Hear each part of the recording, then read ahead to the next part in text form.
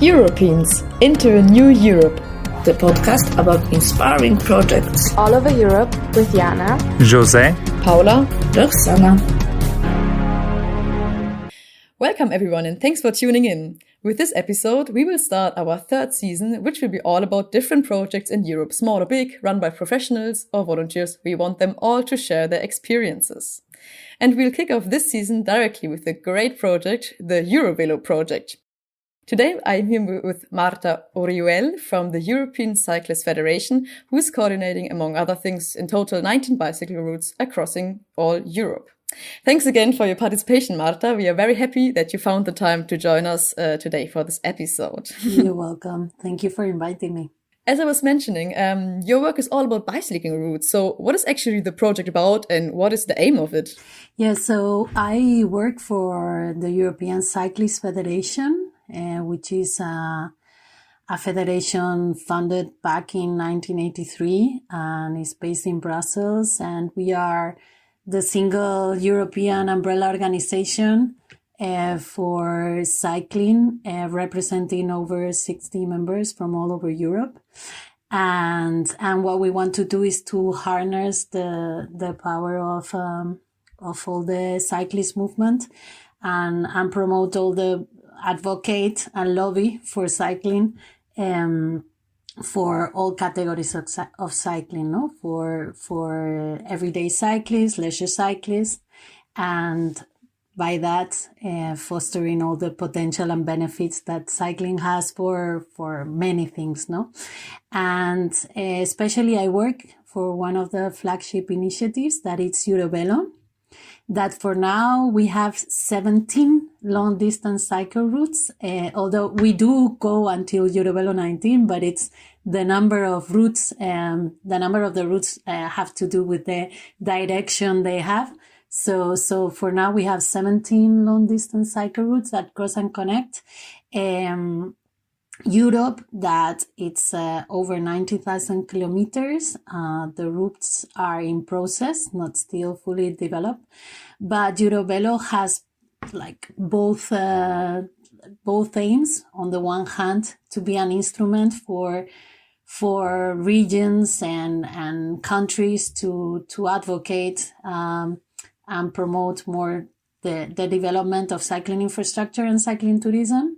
And on the other hand, to give the possibility for cycling travelers to cross borders with the bikes and have like really long distance, and the idea of connecting Europe by bike, no? So that's a bit what EuroVelo is. That sounds really amazing. And the good point is the cross-bordering cycling routes, I guess. So the ECF, the European Cyclist Federation, is organizing it. But I guess there's also like a lot of other organizations who are participating, no? Like on the national level, like from the, I don't know, local ones as well. Yes, exactly. So EuroVelo, it's like we coordinate the transnational work, and we like decide certain guidelines and of course advocates in the European level, but we all do this in collaboration with national EuroVelo coordinator centers that right now there's and coordinators that are present in 23 countries. And of course, they're the ones deciding like where the routes go, the work on designing, the national communication and in bringing further cycling tourism in their territories. Yeah, that's also a very important point, because I think myself, I'm really passionate about cycling as well. And I remember when for example, I cycled through the Czech Republic, and it was really, you could really see like next to the bicycle road, there were many restaurants and stuff like this. So I guess it's also for the countries really important that, the tourists come also with the bicycle. Exactly. Yeah, it has a lot of potential. Exactly. And do you remember, how did the idea come up? Or do you remember when was the first EuroVelo route open? Yeah, so this goes back to 1994. Wow. Beginning of the 90s, ECF members from Denmark, and got inspired by the Danish cycle route network, national cycle route network that was, and thought about what if there existed a European cycle route network. So the first, they came together, also with Sustrans UK and other members from ECF by then, and came up with 12 long distance cycle routes that were already crossing, like following either hiking paths, pilgrim routes. They were the first 12 were thematic, and bit by bit and throughout the years, the network has been growing, and also those original routes have been developing more and more. With getting, like right now, 60% of the route is rideable. This meaning that there are signs, and of course the development of infrastructure is different in each country, in each route. So please check all this before preparing your trip. And this is an information that is available through our national coordinator centers, through our website also many times. So it's a living project. Yeah, that's really, I think, exciting. Also that it's always on the move and that you develop more and more routes as well. Like it started with 1 or 2 routes and then you connect them and make more of them. And you said already that it's the national partners who are caring for the signs and for the routes, and who's actually participating. So what can we imagine? Who is maybe preparing the cycling routes, or who is putting up the sign? Yeah, so for us right now, we really focus in EuroVelo being high quality, not so much. We don't think that EuroVelo should be all the routes, cycling routes, but more like a backbone, or if you can imagine, of other national, regional networks. So that means that there will be the highway, connecting to the European highway. And of course, for this type of projects to work, there has to be a coordination with infrastructure institute, the responsible of infrastructure, of tourism. So public institutions have to be on board in order for these projects to be developed nationally. So they will comply with the signs from national signs. We have created something that is recognizable for everybody. So the brand of EuroVelo, you can see it and you can recognize it wherever you are. But of course, it complies with national signing. So we have different type of bodies, as in some cases, some national EuroVelo coordinator centers are cycling organizations that they do the work with connecting with public institutions. Some are coordinator centers where all these stakeholders work together. So there's a part where EuroVelo has a lot to do with collaboration with multiple stakeholders together to be able to promote cycling tourism forward, no? That sounds interesting, but also a bit complicating if you say you have to coordinate all of this. So what are actually the difficulties within the project? I mean, there are many, but maybe you can pick the 3 hardest or something. Yeah, mainly is what you say, no? The collaboration of all these different stakeholders, and of course, the different development of cycling in different areas and different countries. Some countries have much more cycling culture, and it's easier in that sense.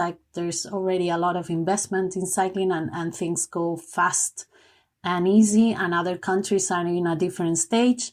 So of course, having everybody on board at the same moment with the same, it's always challenging, but it's eventually it's a successful story of collaboration, no?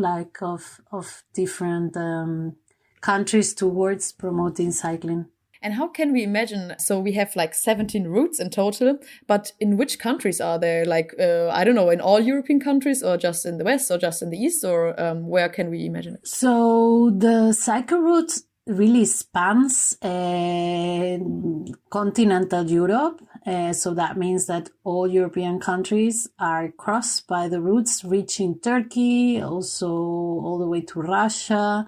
And also, if I don't know if you have managed to see the EuroVelo network map, but you can have an idea that it really tries to cross 42 European countries and a bit beyond. But we are European focused, EuroVelo.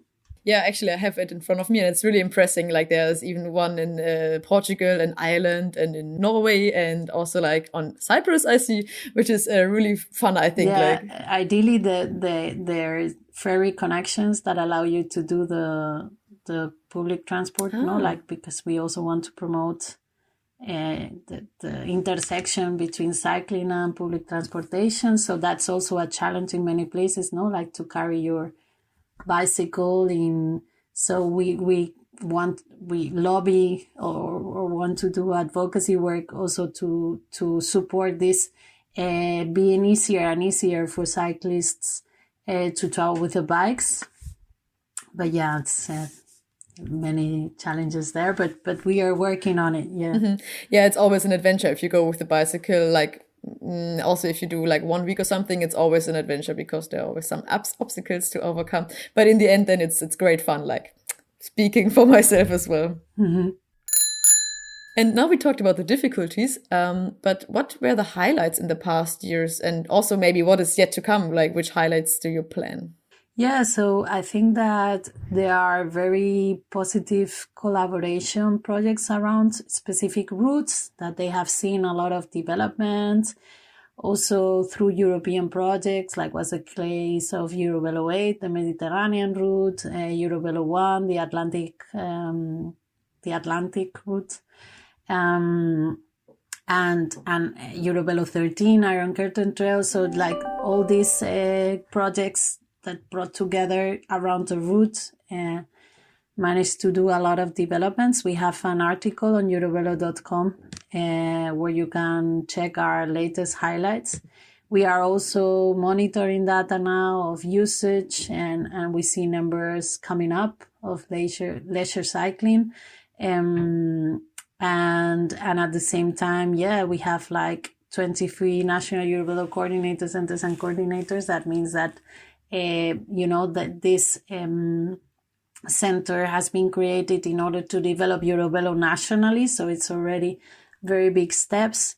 So there's we also have a conference. We had our last edition in Barcelona. We will soon open to host. So bringing together, connecting, and seeing what we can harness all this potential of cycling also to transform tourism to one that it's greener and more inclusive, and also towards reaching all these sustainable development goals, and a decarbonized future that it's so needed. So in that sense, we are seeing how things are growing by its pace, but right now I think there's a good momentum for cycling. It's getting also really trendy, which is great, I think. Mm-hmm.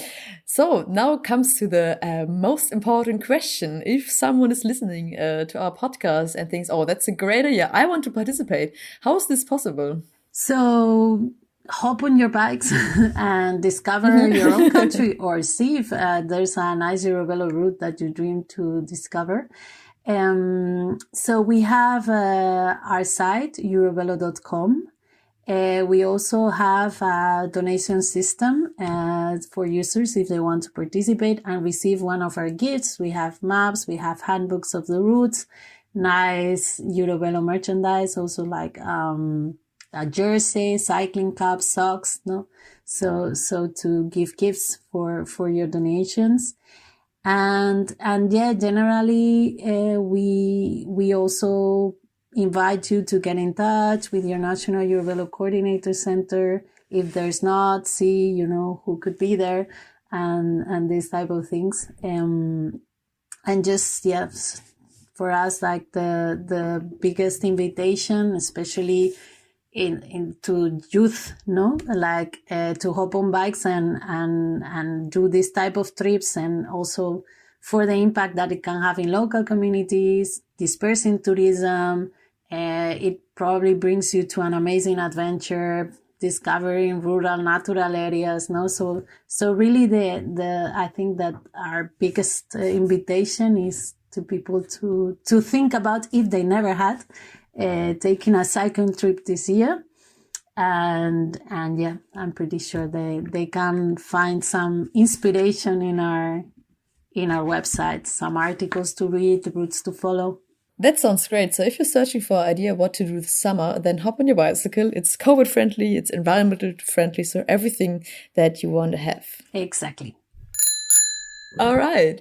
And let's close this episode with our usual, a bit philosophical question, which we changed. Like now it's a different one in this season. And it is the following. What is your wish for a new Europe?